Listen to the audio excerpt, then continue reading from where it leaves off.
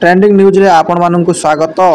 चलतु नजर पकाइबा आज 31 जुलाई 2024 समस्त मुख्य खबर उपरे। रत्नभंडार गुप्त सड़ंग कोठरी को नहीं बढ़ुची चर्चा। दीर्घ 46 वर्ष पर श्रीमंदिर रत्नभंडार खोल जाइछि। रत्नभंडार भितर गुप्त सड़ंग तथा गुप्त भंडार थिबा नहीं सेवायतों ठारू आरंभ करी विभिन्न महल आलोचना हेउतला।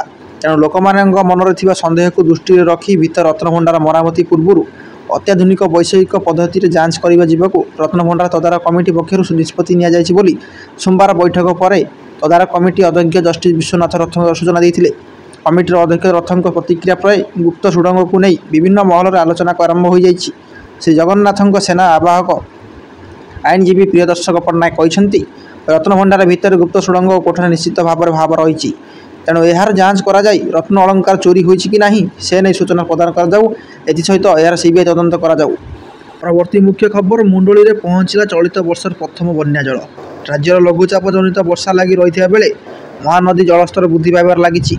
सोमवार विलंबित राति महानदी मुंडली दे चलित वर्षर प्रथम बन्या जल प्रवाहित होइछि।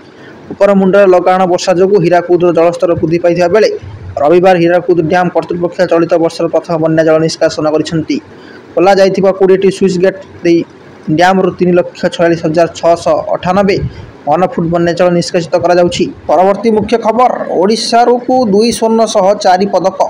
कोलकातार नेताजी इंडोर स्टाडियम अनुष्ठित 8तम इंडियन चैलेंजर्स कप कराटे प्रतियोगिता रे ओडिशा कराटे मैन मोट 4टी पदक हासिल करिसेंती। या मध्य 2 स्वर्ण और 1 लेखाएं रौप्य और ब्रोंज पदक सामिल। पुरुष सीनियर 60 केजी कम फाइटिंग रितेश महांती और महिला 50 केजी कम फाइटिंग प्रति विश्वप्रभा प्रति स्पर्श पदक हासिल कर। परवर्ती मुख्य खबर 18 बगी लाइनच्युत राउरकेला 2 मृत। वर्षक तले बालेश्वर जिला बाहानगा स्टेशन निकट में ट्रेन दुर्घटना 290 रु ऊर्ध्व यात्री मृत्यु घटी। गत 6 सप्ताह मध्य देशर विभिन्न भाग में घटी अनेक ट्रेन दुर्घटना 17 जनक जीवन जाइवा बेले शताधिक आहत होती। मंगलवार झारखंडर बारबंब निकट में हावड़ा मुंबई मेलर 18 बगी लाइनच्युत होबारु 2 जनक प्राणहानि होता बेले 20 रु ऊर्ध्व आहत होती। परवर्ती मुख्य खबर इतिहास रचिले भाकर।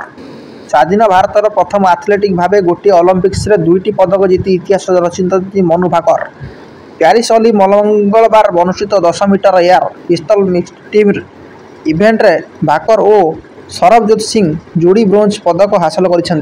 भाकर सरबजोत ब्रोंज मुकाबला दक्षिण कोरियार ली वोन हो और ये जिन 17-10 पॉइंट परास्त कर।